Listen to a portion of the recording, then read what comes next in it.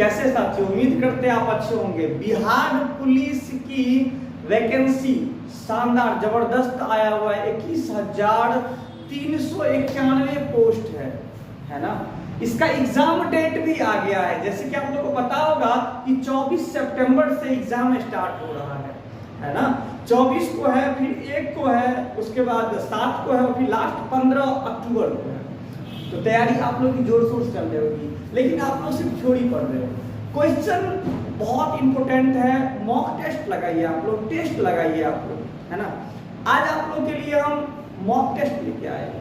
Screen पे कुछ question है, उसको सॉल्व करेंगे। आप लोग भी ना कॉपी पेन रखिए साथ में, और उसको जो ऑप्शन होगा आप टिक करते चलो। फिर मैं जब आंसर बताऊंगा, सही तो सही, नहीं तो गलत आप कीजिएगा। बहुत बेनिफिट मिलने वाला आपको यहाँ पे। इसमें जो भी क्वेश्चन आपको दिखेगा सब प्रीवियस ईयर है, और आने वाले एग्जाम के लिए VVI है, मोस्ट इंपोर्टेंट क्वेश्चन है। ठीक है साथियों, चलते हैं क्वेश्चन की तरफ। पहला क्वेश्चन है आपका कि NSSO का पूर्ण रूप क्या है, यानी कि NSSO का फुल फॉर्म क्या होगा। तो ऑप्शन ए देखते हैं हम, नेशनल सेल सर्विस संगठन। ऑप्शन बी है नेशनल सैंपल सर्वे ऑफिस, और ऑप्शन सी है नेशनल सोशल सर्विस संगठन। ऑप्शन डी है नेशनल स्टैटिस्टिकल सर्वे संगठन। तो आप लोग बताइए इसका आंसर क्या होगा। ठीक है साथियों, यदि आपको क्या मैंने बोला कि सिर्फ और सिर्फ आपको ऑप्शन लिखना है ABCD। यदि आपका सही है तो सही, नहीं तो गलत होगा तो गलत। इस क्वेश्चन का आंसर हो जाएगा आपका नेशनल सैंपल सर्वे ऑफिस। ठीक है सर, इसका आंसर हो जाएगा बी, पहला का आंसर हो जाएगा बी। चलिए अब आपके स्क्रीन पे सेकंड क्वेश्चन है। सेकंड क्वेश्चन आपका राजस्थान के जयपुर क्षेत्र में कौन सा किला अपने कलात्मक हिंदू शैली के तत्वों के लिए जाना जाता है, यह विश्व का धरोहर स्थल भी है। ऐसा कौन सा है, कौन सा किला है जो राजस्थान के जयपुर क्षेत्र में। चलिए बताइए जल्दी से। तो हम ऑप्शन देखते हैं। पहला ऑप्शन है ग्वालियर का किला। भैया ये तो पहले ही छट जाएगा, है कि नहीं, बताने की कोई जरूरत नहीं। ऑप्शन पहले मैं दे देता हूँ, आप लोग लिखोगे, उसके बाद आंसर हम लोग देख लेंगे। फर्स्ट है ग्वालियर का किला, ऑप्शन बी है अंबर का किला, ऑप्शन सी है चित्तौड़गढ़ का किला, और ऑप्शन डी है मेहरानगढ़ का किला। ठीक है साथियों, इसका आंसर हो जाएगा आपका अंबर का किला। कौन सा हो जाएगा साथियों, अंबर का किला। अंबर का किला थोड़ा सा, जब इसको देखिए सबसे पहले क्या करना चाहिए, जब याद नहीं हो ना तो ऑप्शन छांटने की प्रयास करना चाहिए, ऑप्शन छांटने की प्रयास करना। सब चलिए देख लीजिए, थोड़ा सा रुक जाइए। देखिए पहला ऑप्शन क्या है,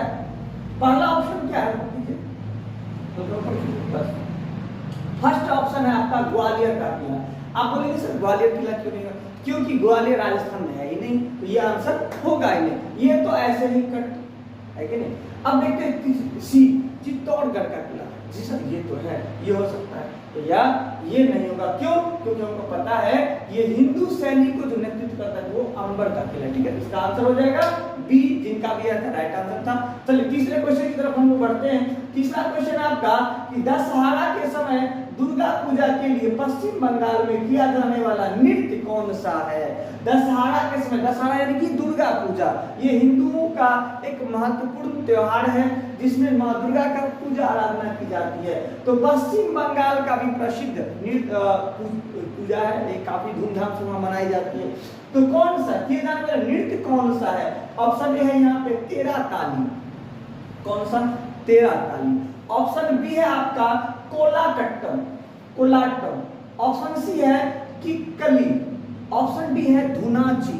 ठीक है साथियों, अब देखते हैं इसमें से कौन सा होगा। इसका आंसर हो जाएगा धुनाची। कौन सा हो जाएगा, धुनाची। आपको डायरेक्ट इसको याद रखिए, धुनाची। ठीक है साथियों, कौन सा, धुनाची नृत्य। कौन दुर्गा पूजा टाइम में कौन सी नृत्य होती है, धुनाची नृत्य, याद रखोगे। ठीक है, उम्मीद करते हैं आप लोग को समझ में आ रहा है। यदि समझ में आ रहा है तो प्लीज चैनल को सब्सक्राइब जरूर कर लीजिएगा, जिससे जब भी मैं कोई वीडियो डालूँ ना सबसे पहले आप तक पहुंचे। और हाँ, शेयर जरूर कीजिएगा, जिससे आपके मित्र जो फॉर्म भरे हैं ना वो भी पढ़कर अच्छा चीज पढ़कर एग्जाम में अच्छा स्कोर कर सके। ठीक है साथियों, चलिए नेक्स्ट क्वेश्चन की तरफ हम लोग बढ़ते हैं।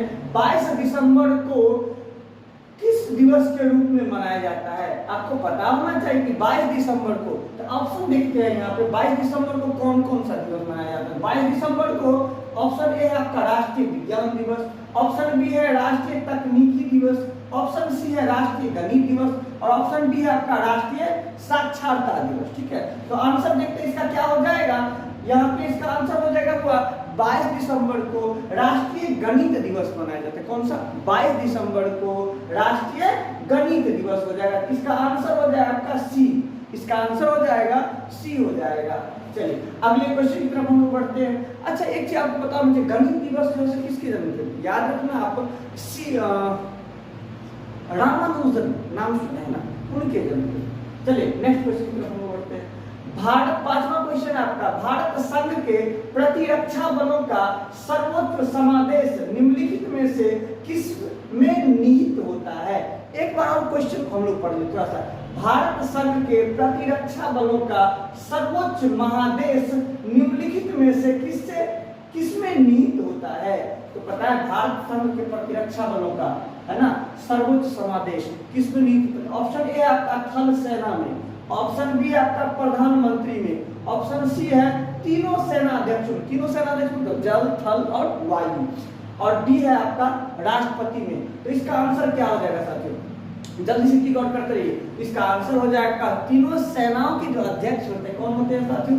राष्ट्रपति होते हैं। ठीक है ना, तो राष्ट्रपति में हो जाएगा। ठीक है, राष्ट्रपति में हो जाएगा इसका आंसर। इसका आंसर हो जाएगा डी, यानी कि डी में कौन सा?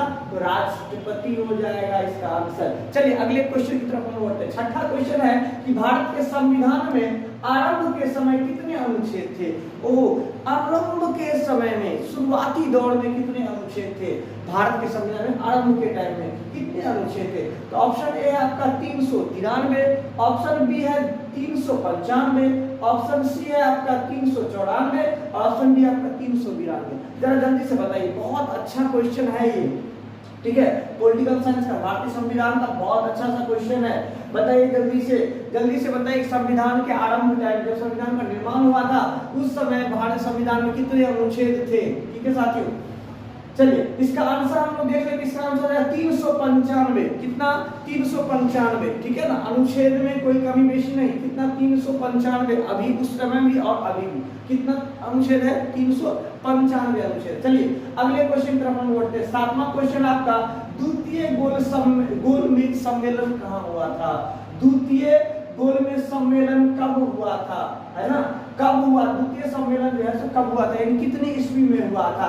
आपको पता होना चाहिए। यहाँ पे जो ऑप्शन दिया हुआ है द्वितीय गोलमेज, प्रथम नहीं की बात की जा रही है, यहाँ पे द्वितीय की जा रही है। अच्छा कभी कभी यहाँ से क्वेश्चन पूछ देता है, पता है आपको कि द्वितीय गोलमेज सम्मेलन में कौन शामिल नहीं हुए थे? और कभी कभी आपसे पूछ दिया जाए कि द्वितीय गोलमेज सम्मेलन में कौन कौन शामिल हुए थे। कभी कभी एक क्वेश्चन आपसे पूछ देता है, बताइए कि तीनों गोलमेज सम्मेलन में कौन शामिल हुए थे। इस तरह का प्रश्न उठता है यहाँ पे, तो आप लोग सब क्वेश्चन को देख लीजिएगा। फिलहाल यहाँ पे द्वितीय गोलमेज सम्मेलन किस तिथि को हुआ, कब हुआ था? तो दिसंबर 1931 वाला ऑप्शन आपका। ऑप्शन बी है दिसंबर 1929, ऑप्शन सी है दिसंबर 1932 और ऑप्शन डी है आपका दिसंबर 1930। तो इसका आंसर की तरफ यदि हम लोग बढ़े तो इसका आंसर हो जाएगा आपका दिसंबर 1931। कब हो जाएगा इसका आंसर? दिसंबर 1931, यानी द्वितीय गोलमेज सम्मेलन जो हुआ था ना वो दिसंबर 1931 में हुआ था। ठीक है साथियों, उम्मीद करते हैं आपको समझ में आया होगा। ठीक है, प्लीज लाइक में कंजूसी मत कीजिए, लाइक करते रहिएगा, इससे ना मोटिवेशन मिलती है अगली वीडियो बनाने का, है ना, क्योंकि सही जानकारी दे रहे हैं, आपको गलत जानकारी नहीं दे रहे हैं। जो भी इम्पोर्टेंट क्वेश्चन आपको दे रहे हैं, जो कहीं ना कहीं से क्वेश्चन जरूर पूछेगा आपके एग्जाम में। ठीक है साथियों, अगले क्वेश्चन पर बढ़ते हैं। 8वां क्वेश्चन हमारा है कि मयूर नृत्य या पीकॉक डांस, मतलब उसी को इंग्लिश में कहते हैं, मयूर नृत्य को इंग्लिश में कहते हैं पीकॉक डांस, वो किस राज्य के ब्रज क्षेत्र से संबंधित रखता है? किस राज्य के ब्रज क्षेत्र से संबंधित रखता है? इसका देख लीजिए, ऑप्शन देखिए, उत्तर प्रदेश, ओडिशा, बिहार, आंध्र प्रदेश। तो इसका आंसर हो जाएगा आपका उत्तर प्रदेश। मयूर नृत्य जो है ना, जो पीकॉक डांस है वो जो है ना कहाँ का है? तो उत्तर प्रदेश का नृत्य है। कहाँ पे? उत्तर प्रदेश का नृत्य है। चलिए 9वां क्वेश्चन की तरफ हम लोग बढ़ते हैं। जब उत्तर प्रदेश की बात आती है तो आपको पता ही उत्तर प्रदेश की राजधानी लखनऊ है ना। उत्तर प्रदेश जनसंख्या के दृष्टिकोण से भारत का सबसे बड़ी राज्य है। उत्तर प्रदेश के मुख्यमंत्री योगी आदित्यनाथ बुलडोजर बाबा है ना। चलिए अगले क्वेश्चन की तरफ बढ़ते हैं। 9वां 9वां क्वेश्चन आपका, निम्नलिखित में से कौन मूंगफली का प्रमुख उत्पादक है?